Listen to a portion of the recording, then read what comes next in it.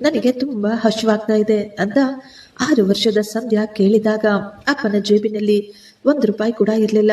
ಮಗು, ಬೆಳಿಗ್ಗೆ ಏನಾದರೂ ಕೊಡಿಸ್ತೀನಮ್ಮ, ಈಗ ಸೈಲೆಂಟ್ ಆಗಿ ಮಲ್ಕೋ ಅಂತ ಆ ತಂದೆ ಹೇಳಿದಾಗ ಸಂಧ್ಯಾ ಏನೂ ಮಾತಾಡಲಿಲ್ಲ. ಅವಳು ತನ್ನ ತಂದೆಯನ್ನು ತಬ್ಬಿಕೊಂಡು ಅವರ ಹೆಗಲ ಮೇಲೆ ಹಾಗೆಯೇ ಮಲಗಿಬಿಟ್ಟಿದ್ಲು.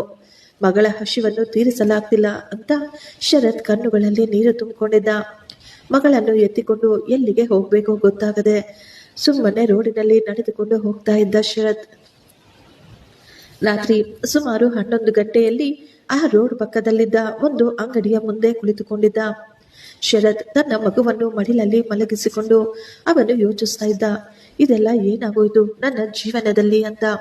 6 ತಿಂಗಳ ಹಿಂದೆ ಶರತ್ ಹೆಂಡತಿ ಅನಸೂಯ ಅನಾರೋಗ್ಯದಿಂದ ತೀರಿಕೊಂಡಿದ್ಲು. ಅವಳನ್ನು ಬದುಕಿಸಿಕೊಳ್ಳಲು ಅವನ ಬಳಿ ಅಷ್ಟೊಂದು ದುಡ್ಡಿರಲಿಲ್ಲ. ಆ ಸಮಯದಲ್ಲಿಯೇ ಸಂಬಂಧಿಕರ ಅಸಲಿಯತ್ತು ಅವನಿಗೆ ಗೊತ್ತಾಗಿತ್ತು. ಎಲ್ಲರ ಕಷ್ಟಗಳಿಗೆ ಶರತ್ ನಿಂತುಕೊಳ್ತಾ ಇದ್ದ, ಮುಂದೆ ಬಂದು ಸಹಾಯ ಮಾಡ್ತಾ ಇದ್ದ. ಆದರೆ ಅವನಿಗೆ ಒಂದು ಕಷ್ಟ ಬಂದರೆ ಯಾರೂ ಸಹಾಯ ಮಾಡಲಿಲ್ಲ. ಅವನ ಬಳಿ ತೆಗೆದುಕೊಂಡಿದ್ದ ದುಡ್ಡು ಕೂಡ ಯಾರೂ ವಾಪಸ್ ಕೊಡಲಿಲ್ಲ. ದುಡ್ಡಿಲ್ಲದೆ ಚಿಕಿತ್ಸೆ ಕೊಡಿಸಲಾಗದೆ ಅನಸೂಯ ತೀರಿಕೊಂಡಿದ್ಲು. ಹೆಂಡತಿ ಸತ್ತ ನೋವಿನಿಂದ ಅವನು ಇನ್ನೂ ಹೊರಗೆ ಬಂದಿರಲಿಲ್ಲ. ಕೆಲಸದಲ್ಲಿ ಯಾರೋ ಮಾಡಿದ ತಪ್ಪಿಗೆ ಶರತ್ ಬಲಿಯಾಗ್ಬಿಟ್ಟಿದ್ದ. ಅವನನ್ನು ಕೆಲಸದಿಂದ ತೆಗೆದು ಹಾಕಿದ್ರು. ನಾನೇನು ತಪ್ಪು ಮಾಡಲಿಲ್ಲ, ನನ್ನ ಕೆಲಸ ನನಗೆ ಬೇಕು ಅಂತ ಅವನು ಎಷ್ಟೋ ಹೋರಾಡ್ತಾನೆ. ಆದ್ರೆ ಅದ್ಯಾವುದು ಫಲ ಕೊಡ್ಲಿಲ್ಲ. ಇರುವ ಸ್ವಲ್ಪ ಹಣದಲ್ಲಿ ಇಷ್ಟು ದಿನ ಹೇಗೋ ಜೀವನ ನಡೆಯುತ್ತಿತ್ತು. ಆದ್ರೆ ಈಗ ಹಣವೆಲ್ಲ ಮುಗಿದು ಹೋಗಿತ್ತು. ಮನೆ ಬಾಡಿಗೆ ಕಟ್ಟಲು ಕೂಡ ಅವನ ಬಳಿ ದುಡ್ಡಿರಲಿಲ್ಲ.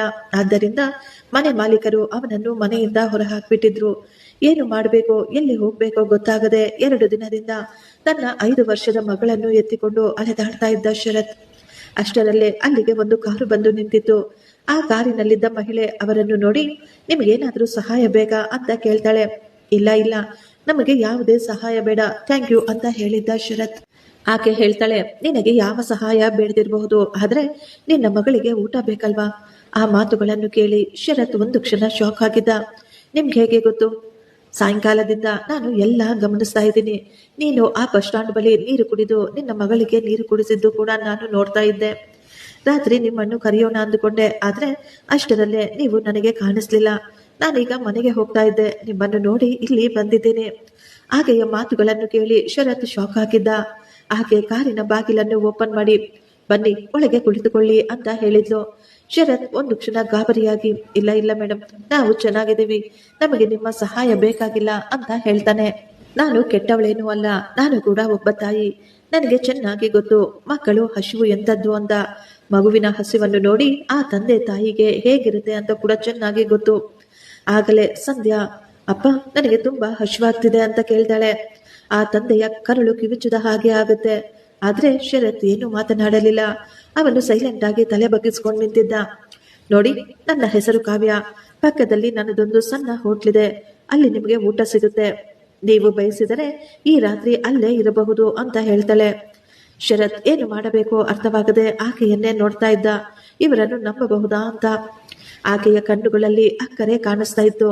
ಆಕೆಯಲ್ಲಿ ಯಾವುದೇ ರೀತಿಯ ಕುಯುಕ್ತಿ ಕೆಟ್ಟತನ ಇಲ್ಲ ಎಂದುಕೊಂಡು ಶರತ್ ಹೇಳ್ತಾನೆ, ಮೇಡಮ್, ನಾವು ಭಿಕ್ಷುಕರಲ್ಲ, ಯಾರ ಬಳಿಯೂ ಭಿಕ್ಷೆ ಬೇಡ್ತಾ ಇಲ್ಲ ಅಂತ. ಕಾವ್ಯ ನಗುತ್ತಾ, ನಾನು ಕೂಡ ಭಿಕ್ಷೆ ಕೊಡ್ತಾ ಇಲ್ಲ, ಒಬ್ಬ ತಾಯಿ ಇನ್ನೊಂದು ತಾಯಿಗೆ ಸಹಾಯ ಮಾಡ್ತಾ ಇದ್ದಾಳೆ ಅಷ್ಟೇ.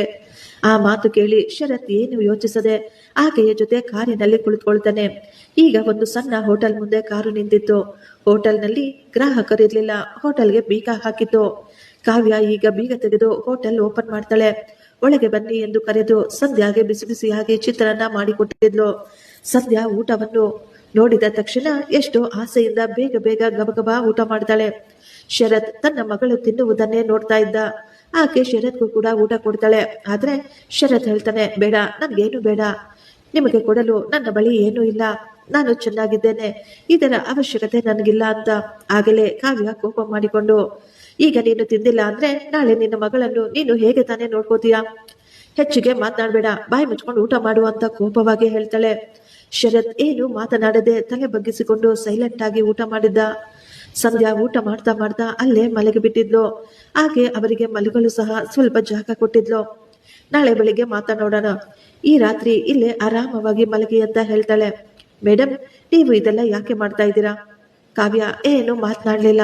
ಸ್ವಲ್ಪ ಸಮಯದ ನಂತರ ಆಕೆ ಹೇಳಿದ್ಲು, ಒಂದು ಕಾಲದಲ್ಲಿ ನಾನು ಕೂಡ ನಿನ್ನ ಜಾಗದಲ್ಲಿದ್ದೆ, ಆದ್ರೆ ಆಗ ಯಾರು ನನಗೆ ಸಹಾಯ ಮಾಡಲಿಲ್ಲ ಅಂತ. ಬೆಳಿಗ್ಗೆ ಶರತ್ ಎದ್ದಾಗ ಕಾವ್ಯ ಮೊದಲೇ ಎದ್ದು ಕಾಫಿ ರೆಡಿ ಮಾಡಿಟ್ಟಿದ್ಲು. ಶರತ್ಗೆ ಕಾಫಿ ಕೊಟ್ಟು, ಇಷ್ಟಕ್ಕೂ ನೀನು ಯಾರು, ನಿನ್ನ ಕಥೆ ಏನು ಅಂತ ಕೇಳ್ತಾಳೆ. ಈಗ ತುಂಬಾ ದುಃಖದಿಂದ ಶರತ್ ತನ್ನ ಎಲ್ಲಾ ಕಥೆಯನ್ನು ಹೇಳಿದ್ದ.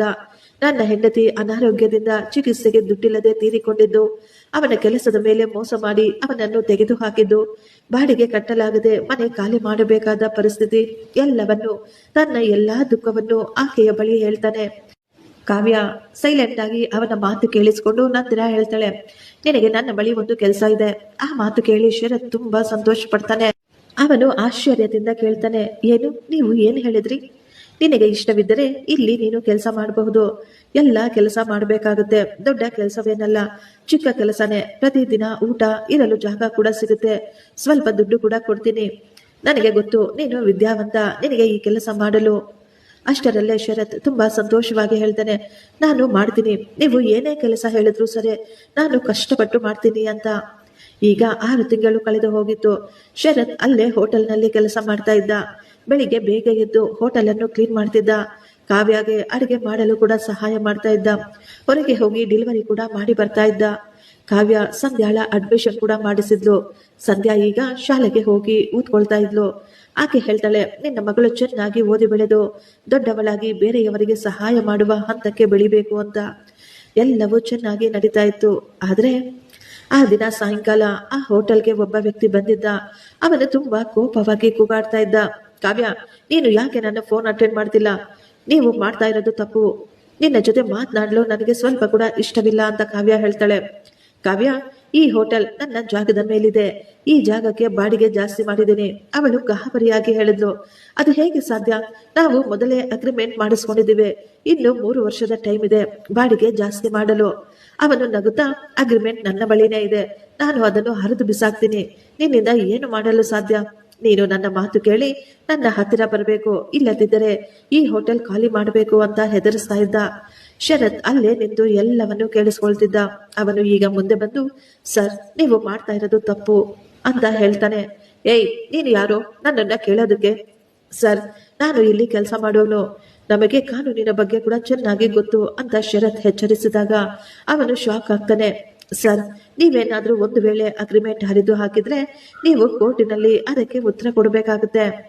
ಆತ ಕೋಪದಿಂದ ಗುರಾಯಿಸ್ತಾ ಇದ್ದ. ಏನು, ನೀನು ನನ್ನನ್ನು ಹೆದರಿಸ್ತಾ ಇದೀಯಾ? ಶರತ್ ಶಾಂತವಾಗಿ ಹೇಳ್ತಾನೆ, ಇಲ್ಲ ಸರ್, ನಾನು ನಿಮಗೆ ಕೇವಲ ಸತ್ಯ ಮಾತ್ರ ಹೇಳ್ತಾ ಇದ್ದೀನಿ ಅಂತ. ಅವನು ಕೋಪದಿಂದ ಅಲ್ಲಿಂದ ಹೊರಗಡೆ ಹೊರಟೋಗ್ತಾನೆ. ಹೋಗುವಾಗ ಹಿಂದೆ ತಿರುಗಿ ಹೇಳ್ತಾನೆ, ಕಾವ್ಯ, ನಾನು ಈ ಅವಮಾನ ಮರೆಯೋದಿಲ್ಲ, ನಿಮ್ಮನ್ನು ನೋಡ್ಕೊಳ್ತೀನಿ ಅಂತ. ಶರತ್, ಅವನು ಒಳ್ಳೆಯವನಲ್ಲ, ನೀನು ಯಾಕೆ ಮಧ್ಯದಲ್ಲಿ ಮಾತನಾಡಿದೆ? ಅವನಿಗೀಗ ಏನ್ ಮಾಡ್ತಾನೋ ಏನೋ ಅಂತ ಕಾವ್ಯ ತುಂಬಾ ಹೆದರಿಕೊಂಡು ಭಯ ಪಡ್ತಾ ಇದ್ಲು. ಮೇಡಮ್, ನೀವು ಭಯಪಡಬೇಡಿ, ನಾವು ತಪ್ಪು ಮಾಡ್ತಾ ಇಲ್ಲ, ಸತ್ಯಕ್ಕಾಗಿ ಹೋರಾಡುವವರಿಗೆ ಯಾವ ತೊಂದರೆ ಬರೋದಿಲ್ಲ, ನೀವು ಧೈರ್ಯವಾಗಿರಿ, ನಾನು ನಿಮ್ಮ ಜೊತೆ ಇದ್ದೇನೆ ಅಂತ ಶರತ್ ಹೇಳ್ತಾನೆ. ಮಾರನೆಯ ದಿನ ಬೆಳಿಗ್ಗೆಯೇ ಹೋಟೆಲ್ ಹತ್ತಿರ ಪೊಲೀಸರು ಬಂದಿದ್ರು. ಮೇಡಮ್, ನಿಮ್ಮ ಮೇಲೆ ಕಂಪ್ಲೇಂಟ್ ಬಂದಿದೆ, ನಿಮ್ಮ ಬಳಿ ಲೈಸೆನ್ಸ್ ಇಲ್ಲ ಅಂತ. ಆದರೆ ಕಾವ್ಯ ಕಾಗದ ಪತ್ರಗಳನ್ನು ತೆಗೆದುಕೊಂಡು ಬಂದು ತೋರಿಸ್ತಾಳೆ. ಆಕೆಯ ಮಾತುಗಳನ್ನು ಪೊಲೀಸರು ಕೇಳಿಸ್ಕೊಳ್ಳೋದಿಲ್ಲ. ಅವರು ಹೇಳ್ತಾರೆ, ಇವೆಲ್ಲ ಸುಳ್ಳು ಪತ್ರಗಳು ಅಂತ ನಮ್ಗೆ ಚೆನ್ನಾಗಿ ಗೊತ್ತು, ನೀವು ತಕ್ಷಣ ಹೋಟೆಲ್ ಮುಚ್ಚಬೇಕು ಅಂತ. ಅಷ್ಟರಲ್ಲೇ ಶರತ್ ಹೊರಗೆ ಬಂದು, ಸರ್, ಒಂದು ನಿಮಿಷ ನನ್ನ ಮಾತು ಕೇಳಿಸ್ಕೊಳ್ಳಿ, ಯಾರೋ ಮಾತು ಕೇಳಿಕೊಂಡು ನೀವು ತಪ್ಪು ಮಾಡ್ತಾ ಇದ್ದೀರಾ ಸರ್. ಏಯ್, ಬಾಯಿ ಮುಚ್ಕೊಂಡು ನಿಂತ್ಕೊಳ್ಳೋ, ಇನ್ನೊಂದು ಮಾತು ನೀನು ಮಾತನಾಡಿದ್ರೆ ನಿನ್ನನ್ನು ಒದ್ದು ಒಳಗೆ ಹಾಕ್ಬೇಕಾಗುತ್ತೆ ಅಂತ ಎಚ್ಚರಿಸ್ತಾರೆ ಇನ್ಸ್ಪೆಕ್ಟರ್ ಅವರು. ಅಷ್ಟರಲ್ಲೇ ಕಾವ್ಯ ಮುಂದೆ ಬಂದು ಶರತ್ ಕೈ ಹಿಡಿದುಕೊಂಡು, ಶರತ್, ನೀನು ಏನು ಮಾತನಾಡಬೇಡ, ಏನಾಗುತ್ತೋ ಆಗ್ಲಿ, ನಾವು ನೋಡಿಕೊಳ್ಳೋಣ ಅಂತ ಹೇಳ್ತಾಳೆ. ಆಗ ಇನ್ಸ್ಪೆಕ್ಟರ್ ಹೇಳಿದ್ರು, 1 ವಾರದಲ್ಲಿ ಈ ಹೋಟೆಲ್ ಅನ್ನು ಖಾಲಿ ಮಾಡಿ ಹೋಗಿ, ಇಲ್ಲದಿದ್ದರೆ ಹುಷಾರ್. ಈಗ ಕಾವ್ಯಗೆ ಏನು ಮಾಡಬೇಕೋ ಅರ್ಥವಾಗ್ಲಿಲ್ಲ. ಅವಳು ತಲೆ ಮೇಲೆ ಕೈ ಇಟ್ಟುಕೊಂಡು ಯೋಚಿಸ್ತಾ ಕುಳಿತುಕೊಂಡಿದ್ಲು. ಆಗ್ಲೇ ಶರತ್ ಹೇಳ್ತಾನೆ, ಕಾವ್ಯ, ನೀನು ಹೆದರಿಕೊಳ್ಬೇಡ, ನಾವು ಹೋರಾಡೋಣ, ಈ ಹೋಟೆಲ್ ನಿನ್ನ ಕೈ ಜಾರಲು ನಾನು ಬಿಡೋದಿಲ್ಲ, ನೀವು ಟೆನ್ಷನ್ ಮಾಡ್ಕೋಬೇಡಿ ಅಂತ. ಶರತ್, ಹೋರಾಟ ಮಾಡೋದಕ್ಕೆ ತುಂಬಾ ದುಡ್ಡು ಬೇಕು, ಆದ್ರೆ ನಮ್ಮ ಬಳಿ ಈಗ ದುಡ್ಡೇ ಇಲ್ಲ. ಶರತ್ ತನ್ನ ಬ್ಯಾಗಿನಲ್ಲಿದ್ದ ಕೆಲವೊಂದು ಪೇಪರ್ಗಳನ್ನು, ಒಂದು ಚೆಕ್ ಅನ್ನು ಆಕೆಯ ಕೈಗೆ ಕೊಡ್ತಾನೆ. ಇದು ನೀವು ನನಗೆ ಕೊಟ್ಟ ಸಂಬಳ, ನಾನು ಇದನ್ನು ಉಪಯೋಗಿಸ್ಲಿಲ್ಲ, ಈಗ ಈ ಕಷ್ಟದಲ್ಲಿ ಇದು ನಮಗೆ ನೆರವಾಗ್ತಾ ಇದೆ ಅಂತ ಹೇಳ್ತಾನೆ. ಇಲ್ಲ ಇಲ್ಲ, ನಾನು ಇದನ್ನು ತಗೊಳ್ಳೋದಿಲ್ಲ, ಇದು ನಿನ್ನ ದುಡ್ಡು, ನಿನ್ನ ಕಷ್ಟಾರ್ಜಿತ. ಆಗ ಶರತ್ ನಗ್ತಾ ಹೇಳ್ದ, ಇಲ್ಲ ಕಾವ್ಯ, ಇದು ನನ್ನದು ಅಲ್ಲ, ಇದು ನಮ್ಮದು. ನೀವು ನನಗೆ ಎಂತಹ ಸಮಯದಲ್ಲಿ ಸಹಾಯ ಮಾಡಿದಿರಾ. ಆ ಸಮಯದಲ್ಲಿ ನನಗೆ ಯಾರೂ ದಿಕ್ಕಿರ್ಲಿಲ್ಲ. ದಿಕ್ಕು ಕಾಣದ ನನ್ನ ಜೀವನ ಅಂಧಕಾರದಲ್ಲಿ ಮುಳುಗಿದ್ದಾಗ ನೀವು ನನ್ನ ಜೀವನದಲ್ಲಿ ಬೆಳಕಾಗಿ ಬಂದು ನನಗೆ ದಾರಿ ತೋರಿಸಿದಿರಾ. ಈಗ ನನ್ನ ಸರದಿ. ಹೋಟೆಲ್ ಅನ್ನು ಉಳಿಸಿಕೊಳ್ಳಲು 7 ದಿನ, ಕೇವಲ 7 ದಿನ ಮಾತ್ರ ಬಾಕಿ ಇತ್ತು. ಕಾವ್ಯ ತುಂಬಾ ಟೆನ್ಷನ್ ನಲ್ಲಿ ಒದ್ದಾಡ್ತಾ ಇದ್ಲು. ಆದ್ರೆ ಶರತ್ ಸೋಲೊಪ್ಪಿಕೊಳ್ಳಲಿಲ್ಲ. ಮಾರನೇ ದಿನವೇ ಅವನು ಮುನ್ಸಿಪಾಲ್ ಆಫೀಸ್ಗೆ ಹೋಗಿ ಲೈಸೆನ್ಸ್ ನ ಒರಿಜಿನಲ್ ಕಾಪಿ ಕೊಡಿ ಅಂತ ಕೇಳ್ತಾನೆ. ಆಫೀಸಿನಲ್ಲಿ ಲೈಸೆನ್ಸ್ ನ ಕಾಪಿ ವ್ಯಾಲಿಡಿಟಿ ಇತ್ತು. ಪೊಲೀಸ್ನವರ ಬಳಿ ಇರುವ ಆ ಕಾಪಿಗಳು ಮಾತ್ರ ಅದನ್ನು ತಿದ್ದಿ ಡೂಪ್ಲಿಕೇಟ್ ಮಾಡಲಾಗಿತ್ತು ಎಂದು ಶರತ್ಗೆ ಅರ್ಥವಾಗ್ಬಿಡುತ್ತೆ. ಅವನು ತಕ್ಷಣ ಮುನ್ಸಿಪಾಲ್ ಆಫೀಸ್ನಲ್ಲಿ ಜೆರಾಕ್ಸ್ ಅನ್ನು ತೆಗೆದುಕೊಳ್ತಾನೆ. ಜೊತೆಗೆ ಅವರಿಂದ ಒಂದು ಲೆಟರ್ ಅನ್ನು ಸಹ ತೆಗೆದುಕೊಳ್ತಾನೆ. ಆ ಪೇಪರ್ಗಳ ಮೇಲೆ ಅವರ ಸೈನ್ ಅನ್ನು, ಸೀಲ್ ಅನ್ನು ಕೂಡ ಹಾಕಿಸ್ಕೊಂಡಿದ್ದ. ಈಗ ಎಲ್ಲಾ ಪೇಪರ್ಗಳನ್ನು ತೆಗೆದುಕೊಂಡು ಶರತ್ ಪೊಲೀಸ್ ಸ್ಟೇಷನ್ಗೆ ಹೋಗ್ತಾನೆ. ಇನ್ಸ್ಪೆಕ್ಟರ್ ಅವರು ತಮ್ಮ ಚೇರ್ನಲ್ಲಿ ಸ್ಟೇಷನ್ ನಲ್ಲೇ ಕುತ್ಕೊಂಡಿದ್ರು.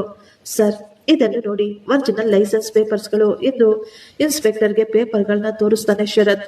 ಇನ್ಸ್ಪೆಕ್ಟರ್ ಕೋಪದಿಂದ ಅವನನ್ನೇ ನೋಡುತ್ತಾ, ನೀನು ನನಗೆ ಹೇಳ್ಕೊಡ್ತಾ ಇದೀಯಾ ಒರಿಜಿನಲ್ ಯಾವುದು, ಡೂಪ್ಲಿಕೇಟ್ ಯಾವುದು ಅಂತ? ತಕ್ಷಣ ಇಲ್ಲಿಂದ ಹೊರಗೆ ಹೋಗು, ಇಲ್ಲದಿದ್ದರೆ ನಿನ್ನನ್ನು ಒಳಗೆ ಹಾಕ್ತೀನಿ ಅಂತ ಎಚ್ಚರಿಸ್ತಾರೆ. ಶರತ್ ಬೇಜಾರ್ ಮಾಡಿಕೊಂಡು ಅಲ್ಲಿಂದ ಹೊರಗೆ ಬಂದು ವಕೀಲರ ಬಳಿ ಹೋಗೋಣ ಅಂತ ವಕೀಲರನ್ನು ಮೀಟ್ ಮಾಡ್ತಾನೆ. ಆದ್ರೆ ಅವರ ಫೀಸ್ ಅನ್ನು ಕೇಳಿ ಅವನಿಗೆ ಶಾಕ್ ಆಗಿತ್ತು. ಅವನು ಸೈಲೆಂಟ್ ಆಗಿ ತಮ್ಮ ಹೋಟೆಲ್ಗೆ ವಾಪಸ್ ಬಂದು ಬಿಟ್ಟಿದ್ದ. ಹೋಟೆಲ್ನಲ್ಲಿ ಕಾವ್ಯ ತಲೆ ಮೇಲೆ ಕೈ ಇಟ್ಕೊಂಡು ಅಳ್ತಾ ಕೂತ್ಕೊಂಡಿದ್ಲು. ಇನ್ನು ಕೇವಲ 3 ದಿನ ಮಾತ್ರ ನಮ್ಮ ಬಳಿ ಸಮಯವಿದೆ. 3 ದಿನದ ನಂತರ ಈ ಹೋಟೆಲ್ ಅನ್ನು ಶಾಶ್ವತವಾಗಿ ಮುಚ್ಚಿ ಹಾಕ್ತಾರೆ ಅಂತ ಅವಳು ಅಳ್ತಾ ಕೂತ್ಕೊಂಡಿದ್ಲು. ಆ ರಾತ್ರಿಯೆಲ್ಲ ಶರತ್ಗೆ ಕೂಡ ನಿದ್ದೆ ಬರಲಿಲ್ಲ. ಅವನು ಯೋಚಿಸ್ತಾ ಇದ್ದ, ಏನು ಮಾಡಬೇಕು, ಈ ಹೋಟೆಲ್ ಅನ್ನು ಹೇಗೆ ಉಳಿಸ್ಕೋಬೇಕು ಅಂತ. ಈಗ ಶರತ್ ತನ್ನ ಹಳೆಯ ಸ್ನೇಹಿತರಿಗೆ ಫೋನ್ ಮಾಡಿ ಸಹಾಯ ಕೇಳ್ತಾನೆ. ಆದ್ರೆ ಯಾರು ಅವನಿಗೆ ಸಹಾಯ ಮಾಡಲು ಮುಂದೆನೆ ಬರಲಿಲ್ಲ. ಏನು ಮಾಡಬೇಕೋ ಅರ್ಥವಾಗದೆ ವಾಪಸ್ ಹೋಟೆಲ್ಗೆ ಬಂದು ತನ್ನ ಕೆಲಸವನ್ನು ಮಾಡ್ತಾ ಇದ್ದ ಶರತ್. ಆಗ ಹೋಟೆಲ್ಗೆ ಬಂದ ಒಬ್ಬ ವಯಸ್ಸಾದ ವ್ಯಕ್ತಿ ಹೇಳ್ತಾರೆ, ಅವರು ತುಂಬಾ ಸಿಂಪಲ್ ಆಗಿದ್ರು. ಅವರು ಊಟ ತಿಂದು ಬಿಲ್ ಕಟ್ಟುವಾಗ, ಇವತ್ತಿಗೂ ಇಲ್ಲಿನ ಊಟದ ರುಚಿ, ಗುಣಮಟ್ಟ ಸ್ವಲ್ಪ ಕೂಡ ಕಡಿಮೆಯಾಗಿಲ್ಲ ಎಂದು ಹೇಳುತ್ತಾ ಅವರು ಕೇಳ್ತಾರೆ, ಯಾಕಪ್ಪ ಅಷ್ಟೊಂದು ಬೇಜಾರಾಗಿದೆಯಾ, ಏನಾಯ್ತು ನಿನಗೆ ಅಂತ. ಶರತ್ ನಗುತ್ತಲೇ ಹೇಳಿದ, ಏನೂ ಇಲ್ಲ ಅಂಕಲ್, ಏನೋ ಸ್ವಲ್ಪ ಟೆನ್ಷನ್ ಇದೆ ಅಷ್ಟೇ ಬಿಡಿ. ಏನು ಟೆನ್ಷನ್, ನನಗೆ ಹೇಳ್ಬಾರ್ದಾ ಏನು ಅಂತ ಅಂಕಲ್ ಕೇಳಿದಾಗ ಶರತ್ ಎಲ್ಲವನ್ನು ಅವರಿಗೆ ಹೇಳಿಬಿಟ್ಟಿದ್ದ. ಅವರು ಎಲ್ಲವನ್ನು ಸೈಲೆಂಟ್ ಆಗಿ ಕೇಳಿಸಿಕೊಳ್ತಾ ಇದ್ರು. ಪಾಪ ಕಾವ್ಯ ತುಂಬಾ ಕಷ್ಟಪಟ್ಟಿದ್ದಾಳೆ. ಆದ್ರೆ ನೀವೆಲ್ಲ ಒಂದು ಮರೆತು ಬಿಟ್ಟಿದ್ದೀರಾ. ಏನು, ನಾವು ಏನು ಮರೆತು ಬಿಟ್ಟಿದೀವಿ ಅಂಕಲ್ ಅಂತ ಗಾಬರಿಯಾಗಿ ಕೇಳ್ತಾನೆ ಶರತ್. ಅಂಕಲ್ ಹೇಳ್ತಾರೆ, ಇಲ್ಲಿಯವರೆಗೂ ನೀವು ಒಂಟಿಯಾಗಿ ಹೋರಾಡ್ತಾ ಇದ್ದೀರಾ. ಆದ್ರೆ ಕಾವ್ಯಗೆ ಗೊತ್ತಿರುವವರು ಈ ಊರಿನಲ್ಲಿ ತುಂಬಾ ಜನ ಇದ್ದಾರೆ. ಅವರೆಲ್ಲ ಈ ಹೋಟೆಲ್ಗೆ ಬಂದು ಆಕೆಯ ಕೈ ಊಟ ತಿಂದಿದ್ದಾರೆ. ಎಷ್ಟೋ ಜನ ಕೈಯಲ್ಲಿ ಏನೂ ಇಲ್ಲದ ಸಮಯದಲ್ಲಿ ಇಲ್ಲಿ ತಮ್ಮ ಹಸಿವನ್ನು ನೀಗಿಸಿಕೊಂಡಿದ್ದಾರೆ. ಅವರೆಲ್ಲರನ್ನು ಸಹಾಯಕ್ಕೆ ಕರೀರಿ. ಅಂಕಲ್ನ ಆ ಮಾತು ಕೇಳಿ ಶರತ್ಗೆ ಒಂದು ಆಸೆ, ಒಂದು ಬೆಳಕು ಕಾಣಿಸಿತು. ಅಂಕಲ್, ನೀವು ಕರೆಕ್ಟ್ ಆಗಿ ಹೇಳ್ತಾ ಇದ್ದೀರಾ ಮಗ, ನಾನು ಕೂಡ ಅವರಲ್ಲಿ ಒಬ್ಬ. 10 ವರ್ಷದ ಮುಂಚೆ ನನ್ನ ಮಗಳ ಮದುವೆ ಇತ್ತು. ನನ್ನ ಬಳಿ ದುಡ್ಡು ಕಡಿಮೆ ಇತ್ತು. ನಾನು ಎಲ್ಲರ ಮುಂದೆ ಕೈ ಜೋಡಿಸಿ ದಾರಿ ಕಾಣದೇ ಇದ್ದಾಗ ಕಾವ್ಯ ನನ್ನ ಕೈ ಹಿಡಿದುಕೊಂಡಿದ್ಲು. ತುಂಬಾ ಕಡಿಮೆ ಬೆಲೆಗೆ ಅಡಿಗೆ ಮಾಡಿಸಿ ನನ್ನ ಮಗಳ ಮದುವೆಯನ್ನು ಉಳಿಸಿದ್ಲು. ನಾನು ಅವಳ ಋಣದಲ್ಲಿದ್ದೇನೆ. ಅಷ್ಟರಲ್ಲಿಯೇ ಕಾವ್ಯ ಕೂಡ ಅಲ್ಲಿಗೆ ಬಂದು ಬಿಡ್ತಾಳೆ. ಮಗಳೇ, ನೀನು ಟೆನ್ಷನ್ ಮಾಡ್ಕೋಬೇಡ, ನಾವೆಲ್ಲ ನಿನ್ನ ಜೊತೆ ಇದ್ದೇವೆ. ಈ ಊರಿನಲ್ಲಿ ನನಗೆ ತುಂಬಾ ಜನ ಪರಿಚಯದವರಿದ್ದಾರೆ. ಎಲ್ಲರನ್ನು ನಿನ್ನ ಸಹಾಯಕ್ಕೆ ಕರೀತೀನಿ ಅಂತ ಅಂಕಲ್ ಹೇಳ್ತಾರೆ. ಮಾರನೆಯ ದಿನ ಆ ಹೋಟೆಲ್ ಬಳಿ ತುಂಬಾ ಜನ ಸೇರಿದ್ರು.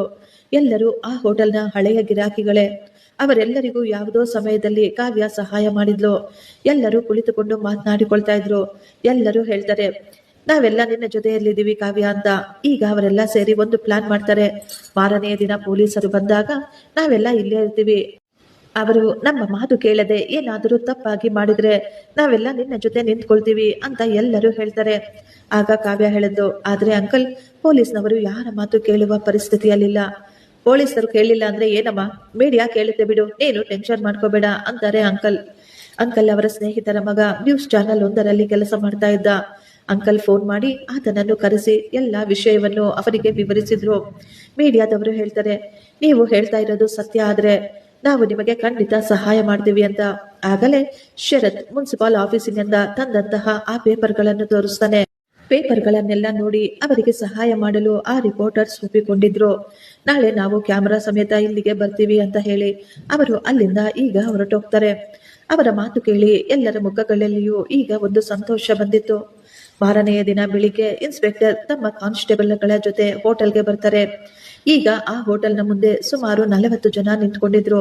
ಜೊತೆಯಲ್ಲಿ ರಿಪೋರ್ಟರ್ಸ್ಗಳು ಇದ್ರು. ಅವರನ್ನು ನೋಡಿ ಇನ್ಸ್ಪೆಕ್ಟರ್ ಒಂದು ಕ್ಷಣ ಗಾಬರಿಯಾಗಿದ್ದ. ಆಗಲೇ ಅಂಕಲ್ ಮುಂದೆ ಬಂದು, ನಾವೆಲ್ಲ ಈ ಹೋಟೆಲ್ನ ಗ್ರಾಹಕರು, ನೀವು ಈ ಹೋಟೆಲ್ ಅನ್ನು ಯಾಕೆ ಮುಚ್ತಾ ಇದ್ದೀರಾ, ನಾವು ತಿಳ್ಕೋಬಹುದಾ ಸರ್ ಅಂತ ಕೇಳ್ತಾರೆ. ಆ ಮಾತುಗಳನ್ನು ಕೇಳಿ ಇನ್ಸ್ಪೆಕ್ಟರ್ ಒಂದು ಕ್ಷಣ ಶಾಕ್ ಆಗಿದ್ರು. ಇದು ನಮ್ಮ ಕೆಲಸ, ನೀವೆಲ್ಲ ಸೈಲೆಂಟ್ ಆಗಿ ಇಲ್ಲಿಂದ ಹೊರಟು ಹೋಗಿ ಅಂತ ಹೇಳ್ತಾರೆ. ಆದ್ರೆ ಯಾರು ಅಲ್ಲಿಂದ ಹೋಗಲಿಲ್ಲ. ಆಗಲೇ ಶರತ್ ಮುಂದೆ ಬಂದು, ತಗೊಳ್ಳಿ ಸರ್, ಒರಿಜಿನಲ್ ಲೈಸೆನ್ಸ್ ಮುನ್ಸಿಪಲ್ ಆಫೀಸಿನಿಂದ ತಂದಿದ್ದು ಎಂದು ಲೈಸೆನ್ಸ್ ಜೊತೆ ಲೆಟರ್ ಅನ್ನು ಸಹ ಕೊಡ್ತಾನೆ. ಆಗಲೇ ರಿಪೋರ್ಟರ್ಸ್ ಕೂಡ ಮುಂದೆ ಬಂದು, ಸರ್, ಇವರು ಕೊಡ್ತಾ ಇರೋದು ಸರಿನಾ ಅಥವಾ ನಿಮ್ಮ ಬಳಿ ಇರುವ ಆ ರಿಪೋರ್ಟ್ಗಳು ಸರಿಯಾ, ನಿಮ್ಮ ಬಳಿ ಆ ರಿಪೋರ್ಟ್ಗಳು ಹೇಗೆ ಮತ್ತು ಎಲ್ಲಿಂದ ಬಂದವು ಅಂತ ಕೇಳೋದಕ್ಕೆ ಶುರು ಮಾಡ್ತಾರೆ. ಅವರ ಪ್ರಶ್ನೆಗಳಿಗೆ ಇನ್ಸ್ಪೆಕ್ಟರ್ ಬಳಿ ಯಾವುದೇ ಉತ್ತರವಿರಲಿಲ್ಲ. ಆಗಲೇ ಅಲ್ಲಿದ್ದ ಜನ ಎಲ್ಲ ಹೇಳ್ತಾರೆ, ಇದೆಲ್ಲ ಆ ಓನರ್ನ ಕೆಲಸ, ನಮ್ಗೆಲ್ಲ ಚೆನ್ನಾಗಿ ಗೊತ್ತು. ಒಂಟಿ ಹೆಣ್ಣು, ಅವಳಿಂದ ಏನು ಮಾಡೋದಕ್ಕೆ ಆಗುತ್ತೆ ಅಂತ ಅವಳಿಗೆ ಕಾಟ ಕೊಡ್ತಾ ಅವಳಿಂದ ದುಡ್ಡು ಕಿತ್ತುಕೊಳ್ಳಲು ಅವನೇ ಈ ರೀತಿ ಮಾಡ್ತಾ ಇದ್ದಾನೆ. ಜನರಿಗೆ ಸಹಾಯ ಮಾಡಬೇಕಾದ ನೀವೇ ಅಂತ ನೀಚನ ಜೊತೆಯಲ್ಲಿ ನಿಂತ್ಕೊಂಡಿದ್ದೀರಾ. ಜನರ ಮಾತು ಕೇಳಿ ಇನ್ಸ್ಪೆಕ್ಟರ್ ಒಂದು ಕ್ಷಣ ಶಾಕ್ ಆಗಿ, ನಾನು ಇದರ ಬಗ್ಗೆ ಎನ್ಕ್ವೈರಿ ಮಾಡ್ತೀನಿ ಎಂದು ಹೇಳುತ್ತಾ ಅವರು ಅಲ್ಲಿಂದ ತಕ್ಷಣ ಹೊರಟು ಹೋಗ್ತಾರೆ. ಜನರೆಲ್ಲ ಒಟ್ಟಾಗಿ ಸೇರಿ ಚಪ್ಪಾಳೆ ತಟ್ಟಲು ಶುರು ಮಾಡ್ತಾರೆ. ಎಲ್ಲರನ್ನು ನೋಡಿ ಕಾವ್ಯ ಕಣ್ಣುಗಳಲ್ಲಿ ನೀರು ತುಂಬಿಕೊಂಡಿತ್ತು. ಸಂಧ್ಯಾ ಮುಂದೆ ಬಂದು, ನಾವು ಗೆದ್ಬಿಟ್ವಿ ಅಪ್ಪ, ನಾವು ಗೆದ್ಬಿಟ್ವಿ ಅಂತ ಹೇಳ್ತಾಳೆ.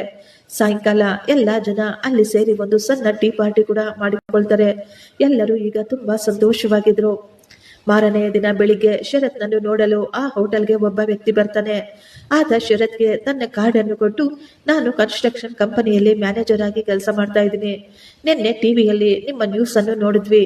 ನೀವು ಒಬ್ಬ ಇಂಜಿನಿಯರ್ ಆಗಿದ್ದು ಇಲ್ಲಿ ಈ ರೀತಿ, ನಮಗೆ ನಿಮ್ಮಂತಹ ಒಬ್ಬ ಧೈರ್ಯವಂತ ಇಂಜಿನಿಯರ್ನ ಅವಶ್ಯಕತೆ ಇದೆ. ಈ ಮಾತು ಕೇಳಿ ಶರತ್ ತುಂಬಾ ಆಶ್ಚರ್ಯ ಪಡ್ತಾನೆ. ನಿಮಗೆ ನನ್ನಿಂದ ಏನಾಗಬೇಕಾಗಿತ್ತು ಸರ್ ಅಂತ ಕೇಳ್ತಾನೆ ಅವನು. ನಾನು ನಿಮಗೆ ಕೆಲಸ ಕೊಡ್ತಾ ಇದ್ದೀನಿ, ಒಳ್ಳೆಯ ಸಂಬಳ, ಗಾಡಿ, ಫ್ಲಾಟ್ ಕೂಡ ಕೊಡ್ತೀನಿ ಕಂಪನಿ ಕಡೆಯಿಂದ. ಈ ಮಾತು ಕೇಳಿದ ಶರತ್ ಅವನ ಸಂತೋಷಕ್ಕೆ ಪಾರವೇ ಇರಲಿಲ್ಲ. ಅವನ ಜೀವನ ಈಗ ಪೂರ್ತಿಯಾಗಿ ಬದಲಾಗ್ಬಿಟ್ಟಿತ್ತು. ಕಾವ್ಯ ಅವರ ಹೋಟೆಲ್ ಕೂಡ ಈಗ ಚೆನ್ನಾಗಿ ನಡೀತಾ ಇತ್ತು. ಇದೇ ರೀತಿ 6 ತಿಂಗಳು ಕಳೆದು ಹೋಗಿದ್ವು. ಈಗಲೂ ಶರತ್ ಸಮಯ ಸಿಕ್ಕಾಗೆಲ್ಲ ಆ ಹೋಟೆಲ್ಗೆ ಬಂದು ಕಾವ್ಯಗೆ ಸಹಾಯ ಮಾಡ್ತಾ